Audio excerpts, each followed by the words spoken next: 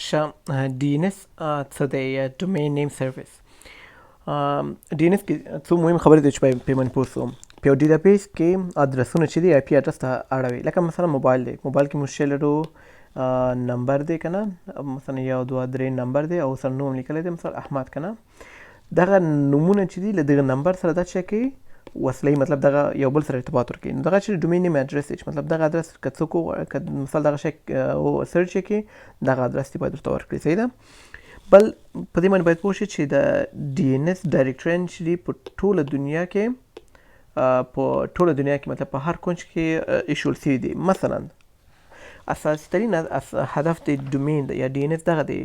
مثلا فرض وکړئ چې دغه کمپیوټر دی، مثلا دا نفر دی، دا غواړي چې یو فایل ته لاسرسی پیدا کړي، یو مثال که وغواړي احمد ډاټ مثال یو ګوګل ډاټ کام ته لاسرسی پیدا کړي، نو هغه ورځي دغه لوکل ډومین چې ته ورځي څه نومېږي DNS ته ورځي یا ویب سرور ته ورځي، هغه ورځي بل ISP ته ورځي چې هغه یا TLD مطلب دا ټول چې دي خپله معنی شري څه نومېږي DNS دی، ډومین سرورونه چې هر یو مختلف کارونه لري. مثلا لکه د ټاپ لیول ډومینز دي یا دغسې نور چې دي دغو لپاره څه باندې دي. مثلا ګوګل دی که نه، د ګوګل لپاره استعمالولو لپاره موږ www.google مثلا .com ولیکو، هغه راسره ورځي لوکل ویب سرور ته ورځي، لوکل سرور نه مثلا TLD نیم سرور ته ورځي که نه، یا ټاپ لیول ډومینز ته ورځي.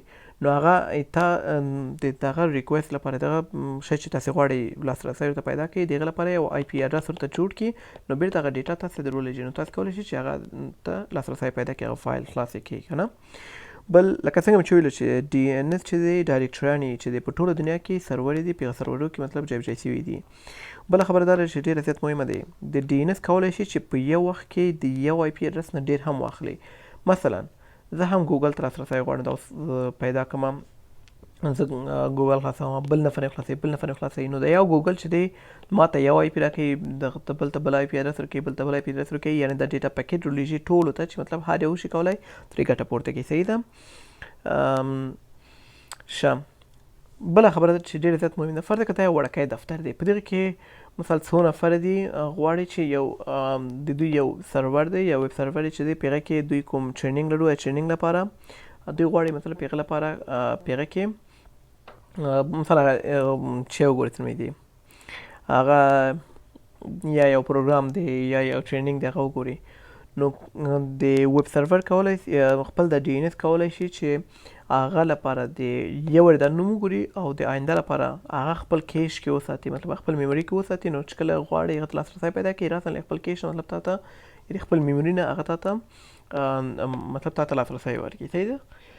او بل خبره دا ده چې د خپل DNS چې دی دا خپله معنی کولی شي لکه vulnerable ورته وایي که نه، کیدای شي چې یعنې د غلطو ګټو شکار هم شي. مثلا خلک کولی شي چې وشي کولی مثلا داسې ډومین نوم جوړ کړي چې هغه ډومین چې ته غواړې هغه ته ورنږدې یې، یعنې تر څو شي کولی چې یعنې غلطې ګټې پورته کړي او هغه ویب سایټونو ته لاسرسی پیدا کړي. بله خبره دا یعنې په ساده ژبه که ووایم چې ډومین نیم سروس چې دی دې لپاره دی چې موږ هر کار چې کوو، هر شی چې مثلا موږ غواړو په انټرنیټ کې ګورو، د هر یو لپاره لکه .com موږ وایو یا مثلا .net ورته وایي که نه، دا د هر یو چې دی دا ټول یو DNS دی، ډومین نیم سرور لري. خو فرق یې مثلا .com چې دی په ټاپ لیول دی، مطلب دغسې دا نور دی که نه، لکه میډیم دی، دا نور دی. نو دغه هر شی چې سرچ کېږي په انټرنیټ کې هغه یو ډومین ادرس لري، او هغه ډومین ادرس چې موږ ګورو چې بیرته ډیټا موږ ته رالیږي، د هغه لپاره یو IP ادرس ورته جوړوي. صحیح ده.